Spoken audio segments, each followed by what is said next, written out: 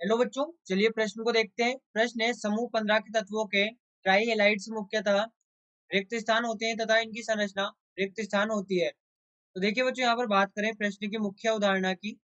मुख्य अवधारणा, तो संरचना हम कैसे देखेंगे?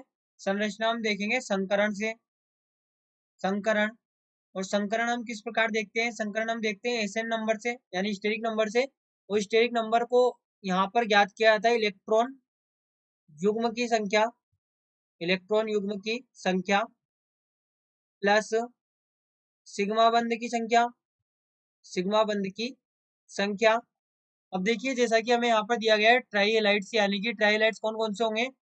तो ये हमारे पास में हो गया, एक तो NCl3 और एक हो गया यहाँ पर PCl3, इसके बाद में AsCl3 और SbCl3 और BiCl3।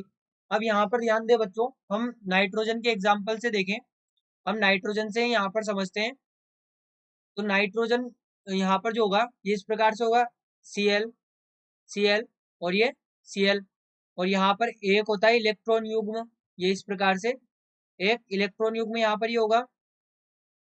तो अब देखिए होता क्या है, ये जो NCl3 है इसके स्टेरिक नंबर की यदि बात करें यहाँ पर, तो स्टेरिक नंबर किस प्रकार से देखेंगे? इलेक्ट्रॉन युग्म की संख्या जो कि इसमें एक है प्लस सिग्मा बंध, तो 1 2 3, 3 इसमें सिग्मा बंध है।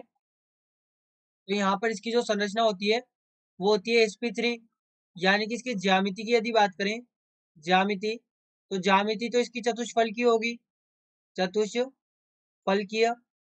लेकिन एक लोन पेयर और 3 सिग्मा बंध से यदि देखें, तो यहाँ पर इसका जो संकरण होगा, यहाँ पर जो इसकी आकृति होगी, ज्यामिति तो इसकी चतुष्फलकीय है और आकृति इसकी यहाँ पर होगी, आकृति को हम कहें पिरामिडीय, पिरामिडीय आकृति होगी, ये देख भी सकते हैं हम। अब देखिए आकृति तो इसकी पिरामिडीय होगी, जो संरचना है वो आकृति हम कह सकते हैं संरचना, संरचना पिरामिडीय होगी।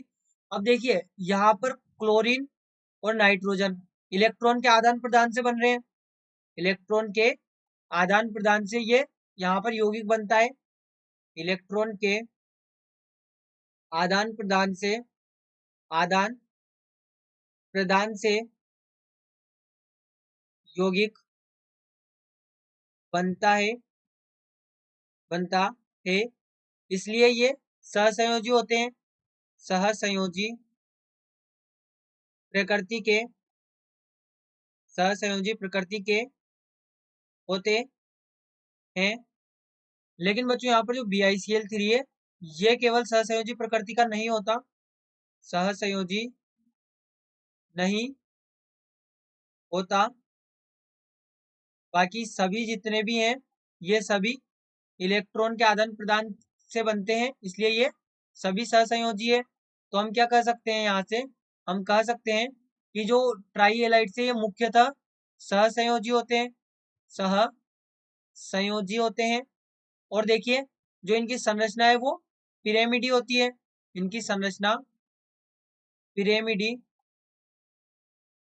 पिरामिडी होती है। तो ये हमारे प्रश्न का यहाँ पर उत्तर होगा, सहसंयोजी ये मुख्यतः होंगे ट्राइलाइट्स, उनकी संरचना पिरामिडी होगी, ये हमारे प्रश्न का उत्तर होगा। तो बच्चों आशा करते हैं आपको प्रश्न समझ आया होगा। धन्यवाद।